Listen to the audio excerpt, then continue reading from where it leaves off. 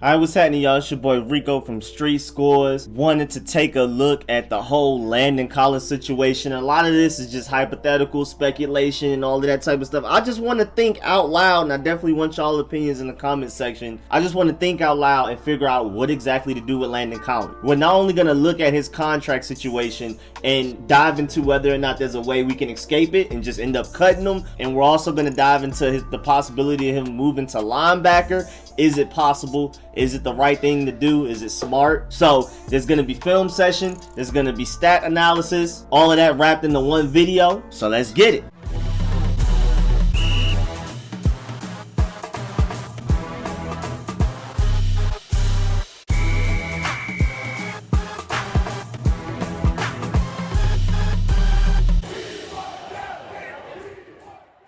Alright, so first of all, we've already seen on Twitter that Landon Collins does not want to play linebacker. Somebody on Twitter literally added him and said move to linebacker next year.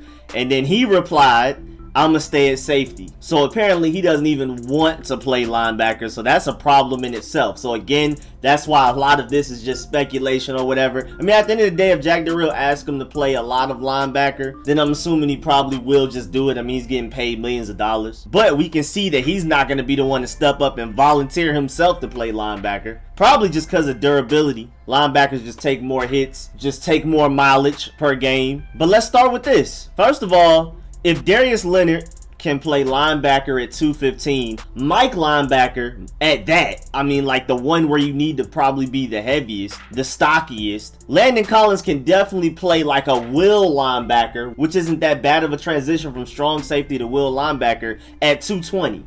Landon Collins weighs a little bit more than Darius Leonard. At one point in time, Darius Leonard weighed in the 230s, but he credits the injuries that he sustained that season to him being at that 230 weight range. So he wants to stay down in the 215 to 220 range. And Landon Collins is literally 220, can easily become 225. Just add some weight back. As of right now, it lists him as 218 on the Burgundy and Gold website, but he has played at least 220 pounds at times, especially when he played for the Giants. I mean, first of all, Darius Leonard playing Mike linebacker at 215 pounds is not just like an easy thing to do. That's not common. So I don't want to make it sound like that, but I'm just like, if Darius Leonard can do it, I'm not exactly sure why Landon Collins can't. Landon Collins is heavier and runs a faster 40 time. Now, granted, I think Landon Collins was lighter than Darius Leonard when they ran their 40 times, but Landon Collins ran a 4.53 and Darius Leonard ran a 4.62. So again, if Darius Leonard can do it,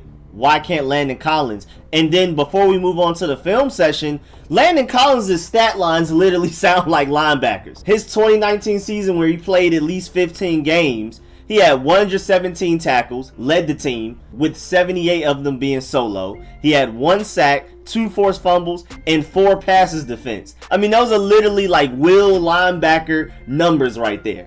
Literally. Maybe if you just take away a couple of tackles, maybe add in an extra sack here and there, and maybe a couple of more passes defense, those will literally be ideal will linebacker numbers, in my opinion. So we're about to move to the film session on why he should move to linebacker. But even then, just looking at weight, athletic profile, and even the stat lines he put up, it literally just sounds like a linebacker. But let's go ahead and get to it. All right, so first of all, I want to take a look at his block shedding. That is very important for a linebacker, and he has great block shedding. Consistently sheds blocks and makes plays. Landon Collins is right here. You're gonna see him just throw people off of him. Get off of me, I'm gonna make the play. I love that. Linebackers need that. He has that. Not every strong safety can do this well. I mean, look how aggressive that was. Different game, same trait. Block shedding. Landon Collins is right here, right at the edge, in the middle of everything. Get off of me, and goes and makes the play.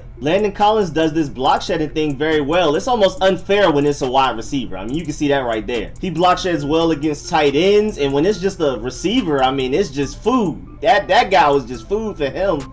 And again, this is a great trait to have for a will linebacker. You're going to have to block shed quite a bit, and I like the fact that he shows the ability to do it in several games, several plays. He does it consistently. I'm just showing y'all 2 random plays just to show y'all that he didn't just do it against the Giants. Like he wasn't just extra motivated. He does this consistently. Again, I just wanted to give y'all 2 plays so that this film session doesn't run for 2 hours. And a trait that, I mean, everybody needs on defense is good tackling, but especially a will linebacker that's working in the backfield a lot. Here's Landon Collins right here. Decent little block shed. Nice tackle. He didn't even need help right there. And that's a big guy. That's a big guy for him to just take on one-on-one like that. Granted, again, he had help just in case. But the way he makes this tackle, textbook tackle, I mean, he was going to make this play regardless. Good tackle right there. Way to take his legs out of the equation. And, I mean, with it being right in the heart of the defense, right in the box, this is exactly what I mean by he can play linebacker. Right there. Let's switch it up and look at a little bit of his coverage, because I wouldn't say he's great in deep coverage at all. Very inconsistent. But when he's in the box, his coverage is pretty solid. This is him right here. And I mean, he's just staying with it, and you know, he's right there to make the play when necessary. Quick decision making. Because this is his zone, he's responsible for the running back going into the flat. Then he notices Lamar Jackson's eyes look this way. He's starting to throw the ball, so he starts moving that way to make that play right there. Solid coverage as long as he's within 5 yards of the line of scrimmage. Beyond that, you know what I'm saying, we're going to take a look at that a little later, and as to why he's not a great, deeper playing strong safety. But as far as playing within the box, which is what linebackers do, strong safeties do it too, but just not all the time. If he could just be full-time in the box, I'm telling you, Jack Del Rio can get a lot out of him. This is where he does his best work, within 5 yards of the line of scrimmage. And speaking of the box, I just want to show y'all 5 plays where he's just eating. This is where he does his best work, in the box. So he shows box vision, aggression, which is what you need. He shows good decision making. He fills the correct holes. He's being very proactive. He's not being reactive. He's not waiting for plays to come to him. He's diagnosing plays and going to go make the play before it's too late. And these are exact traits that we need out of the linebackers that are currently playing linebacker for our team right now. Because as much as I like Cole Holcomb, and as much as I believe Kevin Pierre-Louis can get better and develop into a pretty decent linebacker, both of them are inconsistent with plugging in the right holes, being proactive and getting there before the ball carrier gets there. It's not enough to just know when something's going to happen. You got to know it ahead of time. You have to see it coming. Landon Collins shows in these 5 plays that he is literally what we've been looking for in a linebacker. He's not perfect, of course, but a lot of the weaknesses that Cole Holcomb, Kevin Pierre-Louis, John Bostic, and all of these other guys have, Landon Collins is actually pretty good at and pretty consistent with it. We'll start with play number 1 right here. First of all, Landon Collins is literally in the box. I mean, he's right here in the mix of everything. And I like how he powers himself through the tight end to go make this play. One arm on the tight end, one arm on the running back to bring him down. Again, Landon Collins right here. And he just eats up this receiver, pushes him to the play, and makes the tackle. It's really not even too much to analyze. I mean, when the ball is snapped, he's in the box, and he's out here making great plays in the box. Landon Collins right here, up top in the middle. And it's because of him that this is not a touchdown, plain and simple. This is him right here in the middle of all of the traffic, being very aggressive, being very proactive, good vision, good decision making, and great tackle to stop that running back from getting into the end zone. Again, right in the box, Landon Collins right here, stepping up, and just does a great job of finding exactly where the ball carrier is and filling his exact gap responsibility and making the play. This gap right here is clearly his responsibility, and as soon as the running back has a slight opening, he goes and makes the play. Great play by Landon Collins in the box. 4th play right here, Landon Collins, you can always just tell because he's one of the very few people with the white sleeve on, in the box, basically starting as a linebacker, block shed, makes the play.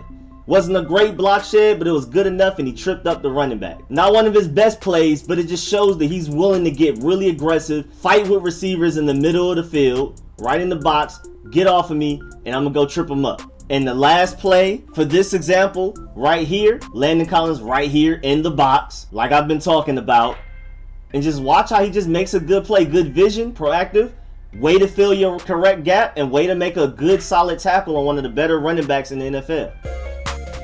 Again, in slow motion, I mean, he just looks like a natural linebacker in these plays. Everything is cluttered. It's kind of hard to see in the backfield, but he keeps his eyes on the running back. This is him right here. Finds the correct gap, the exact gap that Nick Chubb wanted to go through, and goes and makes the play. Good solid tackle, good vision, way to be proactive, not getting there too late, way to fill that gap the way you're supposed to. Another thing a linebacker has to be really good at doing is setting the edge, and Landon Collins has shown many examples of doing that. I'm just showing you one play, but this is him down here setting the edge and making the play. Landon Collins right here does a good job of engaging with the tight end. Get off of me, setting the edge, and makes the play, makes the running back run out of bounds. Not a perfect edge set to where like the running back is forced to run back inside, but he's still there to make the play. And again, he shows many examples of these. I just wanted to show one of the random times that he's able to kind of set the edge. And then I want to show you two plays out of many that he's basically just literally lined up at linebacker. Here's Landon Collins right here. He's going to step up and essentially become a linebacker before the ball is hyped.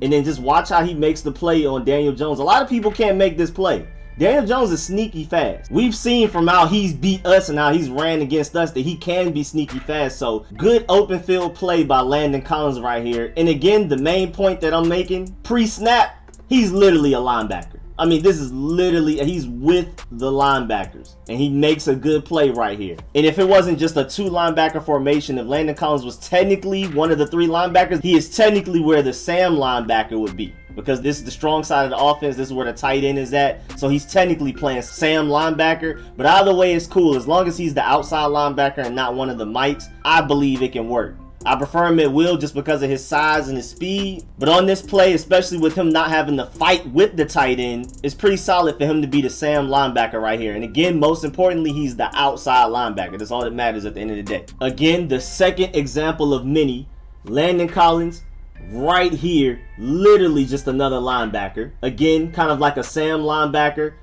Plugs the hole perfectly, makes a great tackle. That's what you want out of your linebackers. That's exactly what we want out of Cole Holcomb, Kevin Pierre-Louis, John Bostic, and all of these other guys. Landon Collins right here, being proactive, good vision in the box, and plugging the hole and making a great tackle on a big backer. Great tackle by Landon Collins. Great tackle. And then he also has a secret weapon in his arsenal. He's secretly actually a pretty good pass rusher off the edge. Here's Landon Collins right here.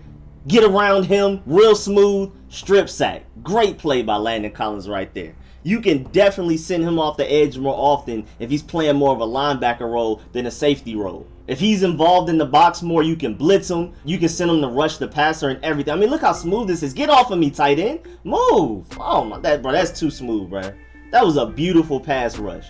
And it led to a safety. Great play by Landon Collins. Arguably his best play of the season. And surprise, surprise, it comes from him being in the box and making plays in the backfield. Surprise, surprise.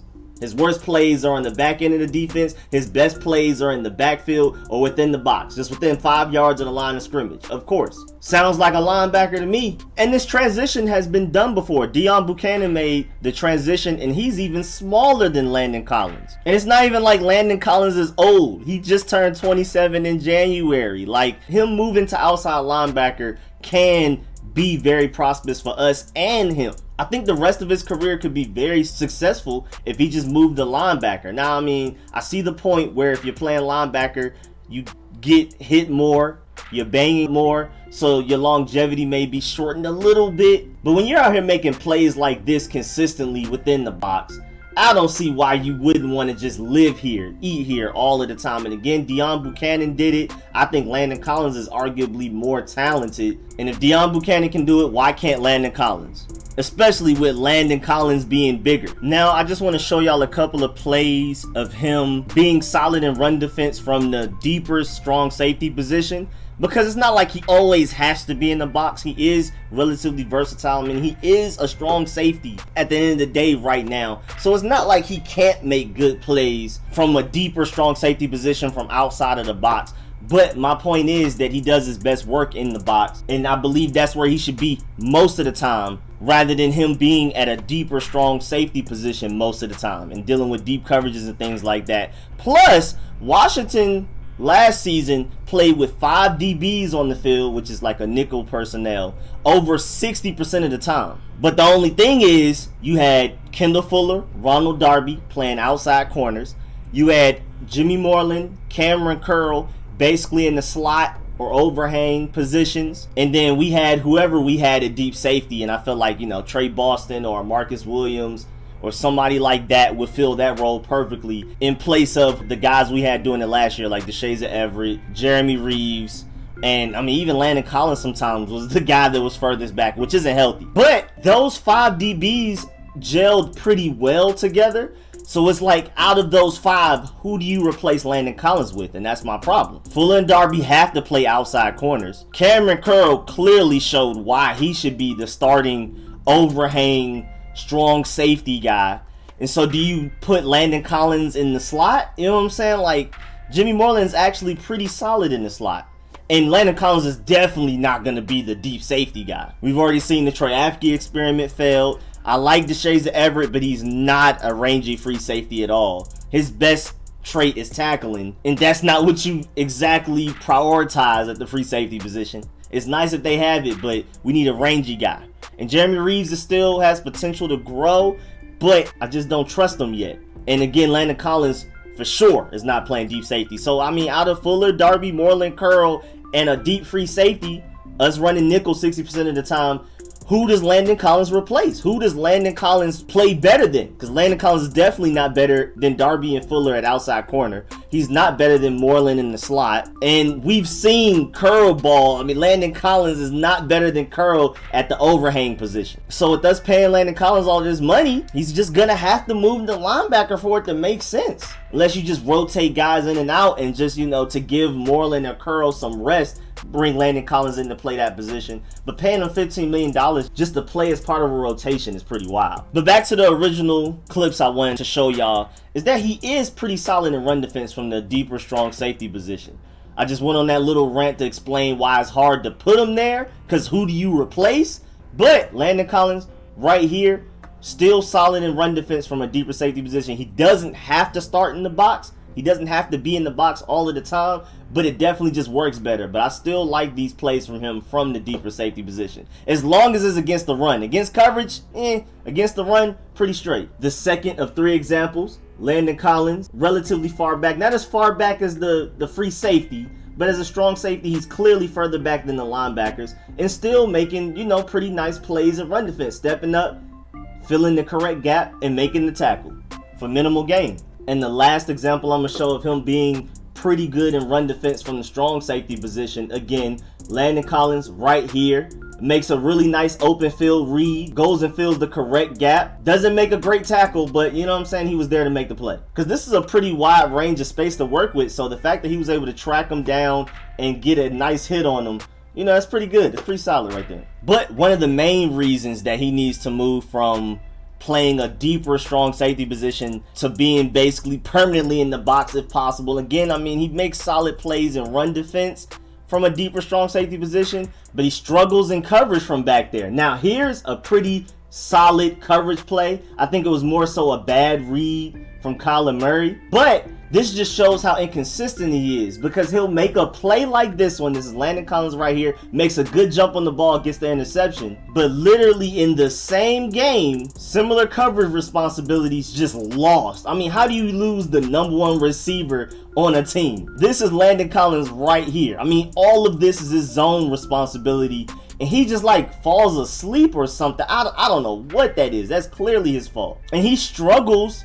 in deeper coverages from a deeper safety position pretty often. And that's why I just don't want him back there that much, because things like this happen when you have Landon Collins outside of the box playing zone coverage. Again, this is the one of many times this has happened, but I'm just showing this one because this is probably like the worst of it all. I mean, this is the one where it's just like, what were you doing?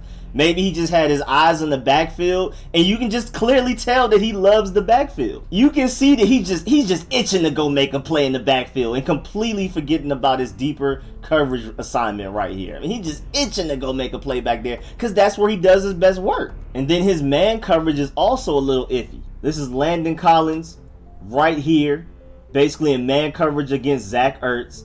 And Zach Ertz gets a nice push off and is able to just pick up a decent little gain. Wasn't a big play, but I can argue that if this were Cameron Curl, this may still be incomplete. Because, I mean, Zach Ertz is strong enough to box you out and get that little bit of separation. But we've even seen in my Cameron Curl film sessions that he does a good job for making up for that separation very quickly before the ball can get there. You can argue that Cameron Curl would have eaten this push off and would have had the same amount of separation, but with his acceleration and his IQ, he would have been able to make a nice break on the ball, and that possibly could have been incomplete. Not guaranteeing it, of course, but we've seen Cameron Curl make better plays than this in situations like this, even in my own film sessions of Cameron Curl, where he makes great breaks on the ball that Landon Collins just doesn't seem to make in man coverage. So Cameron Curl just looks like the better overall strong safety, especially coverage-wise, easily. And Landon Collins just belongs in the box more.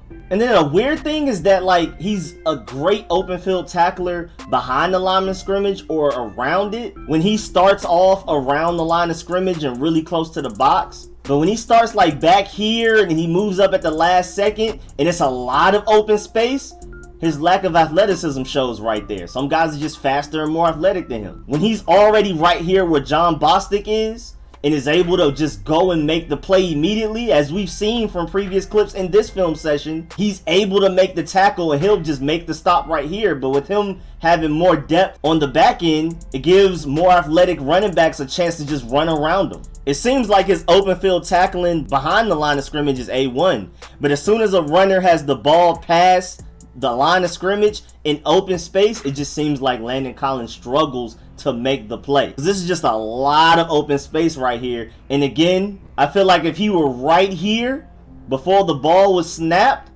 and was already able to penetrate, he would have probably have made the play right here. When the gap is smaller, when there's less space for the running back to make a play, I strongly believe he would have just stepped up and made this tackle right here. But since he's back here and there's all of this space for this running back to use, he gets beat that way. So this is just another strong example of why him playing like a deeper safety role just isn't as healthy for him or us. A more full-time like linebacker role where he's right here. Just imagine if he has the same exact depth as the linebackers right here. He's moving up when they move up. He would be right here to make the play.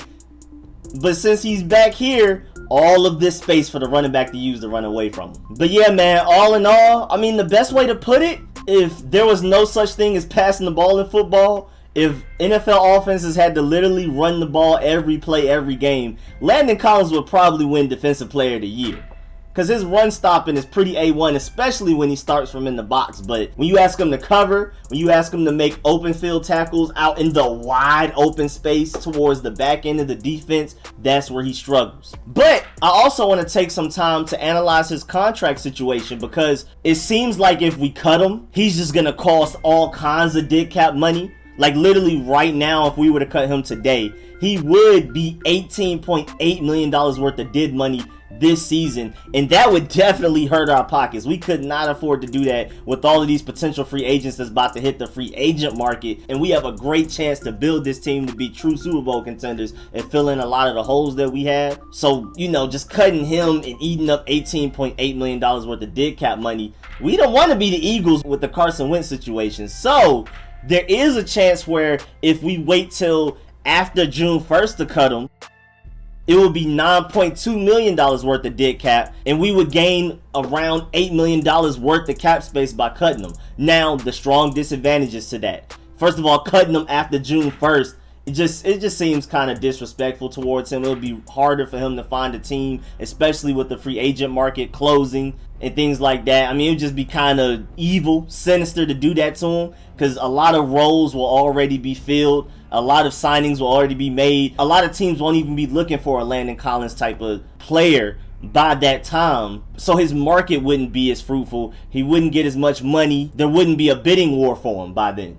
And also for us, by June 1st, a lot of the free agent signings that we would spend that extra $8 million in added cap space on, they'll probably already be gone. By June 1st, draft has already happened. Rosters are almost starting to become solidified. By then, it won't just be a lot of big name guys out there for us to even spend that $8 million on by then. So it just seems like neither of these options make sense. So cutting them before June 1st and eating up $18.8 million worth of dead money just doesn't make sense. And waiting to cut them till after June 1st just to save $8 million when there will basically be nobody available to take his place on our team, whether it be receiver, offensive lineman, linebacker, safety, whatever. There just won't be a good pool of names to really choose from at that point anyway. So it seems like we're at least going to be stuck with him for this season, and I feel like utilizing him within the box far more often than he did last season would be beneficial for both him and us. He still can help this defense out a lot. I mean, he's a menace in the backfield. He's a menace within the box. I just don't want him in coverage a lot. I don't want him playing a deeper safety position like he played a lot last year. Cameron Curl has clearly shown that he's earned to start at the strong safety position. Landon Collins just needs to be some type of overhang, some type of box. Sam, just outside linebacker type of guy. I do not want him on the back end anymore. Again, this is a very complicated topic. There's no exact one right answer, but I just feel like play him in the box as often as possible, and we have some magic going. That's where he works the best. That's where he performs the best. That's where he's his most disruptive. Rush the passer even, like we've seen. He's a pretty decent pass rusher. Anything that just keeps him within 5 yards of the line of scrimmage, I'm happy. And I feel like he would be too. But yeah, man, that's the end of this film session. Just wanted to get the film session series started. We're going to do premieres like this one. I'm going to try for every Saturday. And of course, it's going to be film sessions like this one, where it's a player that's already on the team. I'm going to start doing film sessions for potential free agents that we may want to sign and how they can fit on this team, whether it be defense or offense. And then I also want to do film sessions on potential draft picks, especially the ones that the Washington football team have met with and had a close eye on at, like the Senior Bowl and pro days like that. Guys that we may actually potentially pick up. So be on the lookout for a lot of different types of film sessions. And again, I want to try to premiere them every Saturday like this one. So be on the lookout for that. And as always, man, please like this video if you liked it. If you learned anything, please subscribe if you haven't. Hit the bell next to the subscription button so you get a notification every time I release a film session like this one, every time I live stream, every time I release a mock draft, one of my at least 5 that I'm gonna do during this off season. So be on the lookout for all of that, man. I really appreciate that. And as always, I appreciate all of the support. Shouts out to all of the donations. Shouts out to everybody that gives to the channel in any way that they can. Big shouts out to all of my sponsors, especially my Pro Bowl sponsors whose name you see scrolling on the screen right now. I really appreciate all of y'all, man. I'll catch y'all later. I'm out.